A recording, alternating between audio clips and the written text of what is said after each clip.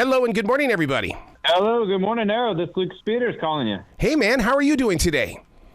Doing wonderful. Enjoying the blue skies of Tangier, Morocco. Are you kidding me? Okay, I'm here in the Carolinas where the sky is always talked about. What does your blue sky look like compared to mine? Mine is Tar Heel blue. I don't know if I can compete with the Tar Heels, man. I don't know. Well, we got the Mediterranean. We got the Mediterranean cerulean blue over here. Oh my God! So when you're doing conversations like this with people around the world, I mean, in reality, you're stepping into our present place. What is that like for you to be in your moment, but yet psychologically, you're coming into our world as well? Well, it's a little like taking a quick flight back home, but without the mess of passport control. One of the things that I've always learned about you is the fact that you seem to always be the student. You're willing to always learn about new things. Absolutely. How do you stay so true to such a journey? Because, or is it the fact that you're collecting information so that the rest of us have content? That's a really good question. I think it's probably twofold. One, I'm eternally curious. I'm just naturally very, very curious. And so some of this just feeds my curiosity. The other part is I love to share. So that's I just love to kind of share whatever I discover. And I guess the third thing I'll say, and I'm not afraid of being an idiot, really. Mm-hmm. Part of the thing about traveling is you're in a place in a different culture. You're gonna make some cultural faux pas or something. You're gonna hold the fork with the wrong hand or put the elbows in the wrong. You're gonna do this sort of stuff. And for me, it's all a learning moment. So I truthfully don't mind any of this stuff. I'd rather be other people's guinea pig in a way. It seems like everywhere you go, even in this country, everybody has a winery. Everybody's creating their own wines. Do you physically taste the difference as you travel from country to country? I tell you what, better than country to country. I distinctly, I thought this was complete kind of horse dung, right? Like this whole different wine, different. I really did. I was sitting. I'm in Bourgogne in Burgundy, France, and I am sitting at the crossroads here of four like little square patches of ground, and each ground has the same wine, same grape that they're producing. The only difference is the type of soil, the type of water, like the water source they get, and then the sun. But everything else, it's produced the same, it's made the same, everything. And I was sitting there, and with the owner of the vineyard, we were tasting the different wines, and I kid you not, the different flavors just from the soil, just from the amount of sun they were getting was phenomenal to me. Like they were all aged the same way in the same sort of oak barrels and all that stuff. And I was blown away. From then on, I've really tried to. I can't say I truthfully do, but I definitely attempt to taste kind of where I'm at with the different wines. Your book is pretty much like a Beatles library. And what I mean by that is that, it's like a ticket to ride, like the Beatles suggested. Grand European journeys, 40 unforgettable trips, road, rail, and sea. You're giving me permission to say, let go of your localism and get on the road and let's go find something. Absolutely. That's what I hope anyway. Yeah. But one thing that I'm learning, though, or maybe this is just propaganda, is it really crowded out there in the world like they're saying? Because I keep reading these articles about there's too many travelers, there's too many tourists in this area. Are you running into that? Oh, it can be. In fact, I'm taking my family to Rome, Venice, and Tuscany here in just a couple weeks, where we're leaving March 9th for a nice little trip here. And part of the challenge is figuring out how to dodge some of the crowds, because some of the places, you want to see, a lot of other people want to see as well. So I think one of the things we're trying to do in the book is give you the tools to help kind of mitigate some of the crowdedness of it. And one of the best things you can do is not travel in July and August. Pick another time of year to travel. When you're eating and drinking in Europe, is it one of those, you can't dive into it like Americans dive into their big burgers? You have to sample it first, don't you? To be able to give the palate the opportunity to decide, do I like it or do I not? That's most of continental Europe. This is the tradition.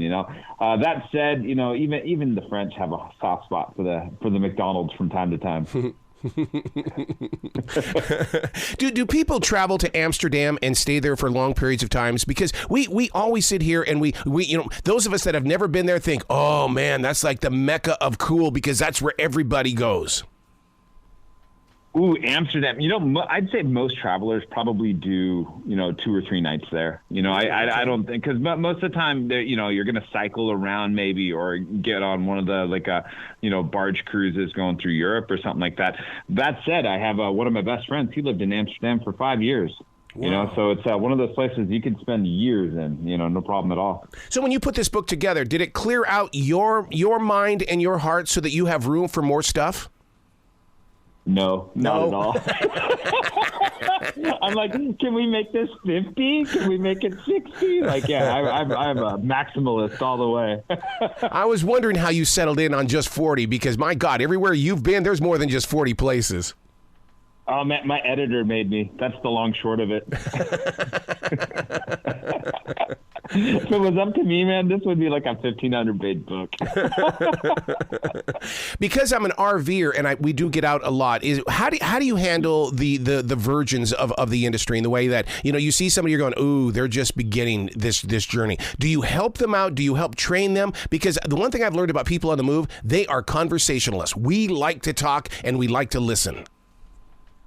Ooh, that's a hard one for me, actually, because some people, they want to make their own mistakes, and I understand that. I was that kind of traveler. My first few years, I didn't want to hear what anybody had to say about going anywhere. I was gonna make my own mistakes, and I'd say it sort of depends on who the person is. Like if I'm meeting them in person, what is that kind of vibe like? What are they like? Are they asking questions, or do they feel like, hey, they got their map, they got their guide, they're going to figure it out on their own, But I hope through not only meeting people personally, of course, but like through writing the books and stuff, that I'm giving people tools so they can do it on their own, with a fair amount of confidence, God, I would love to be on the same train that you are when you look over at the passenger sitting next to you and they've got your book. Oh, I would love to just watch what your expression is going to be.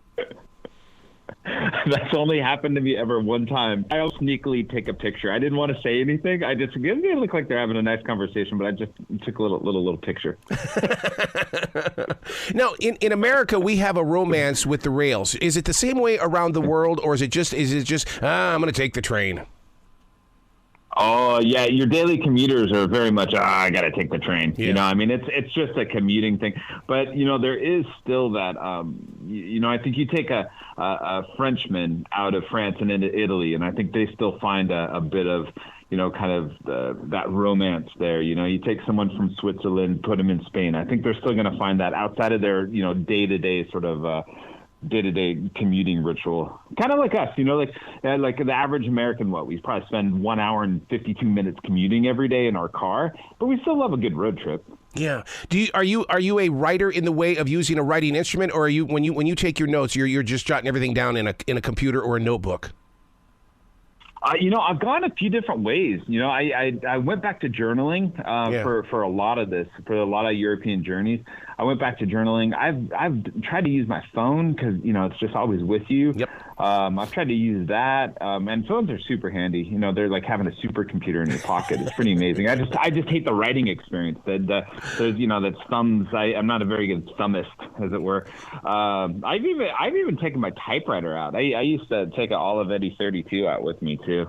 God, just to be with you, it has got to be an experience. Do people travel with you, or write you letters and say, hey, dude, can I go with you on this trip? Yeah, I do occasionally get that. I know, it's a strange thing trying to travel with people you don't know. Yes. But yeah, definitely a lot of my friends. In fact, I have 2 of my good friends I've never done big trips with, but I've known one of them since 4th grade. And this summer we're going to do our first trip together, where I'm going to take them on a little trip through France. Oh man, where can people go to find out more about you, your travels, this book? Because I want them to give you a lot of love and really dive into this, because this is something that you put on a coffee table, and then when guests come over, they go, oh my God. Yeah, Eric, that's so kind of you, man. Thank you so much. I think, you could probably just Google search Grand European Journeys, but you can find the book itself on Amazon. You can find it on Barnes & Noble, your favorite indie bookstore if you don't feel like giving Jeff Bezos some more money. That's all great for buying, for purchasing the book straight from the publisher, moon.com. You could order, I think they're running at 20% off actually right now. So you can get it straight from the publisher. For me, you know, I'm easily reachable. You could hit my website, lucasnpeters.com. And I also run a little boutique travel company, journeybeyondtravel.com, that you can look up too. I love it, man. Please come back to this show anytime in the future. The door is always going to be open for you. Hey, well, thanks so much, man. That's so kind of you. You know, like, yeah, I got another book coming out in a little bit, man. We'll talk Spain soon. But we'll do it. I guarantee it. Awesome. I love it, man. I love it. Thank you so much. You be brilliant today, okay? Will do, man. Bonjour, bon voyage, huh?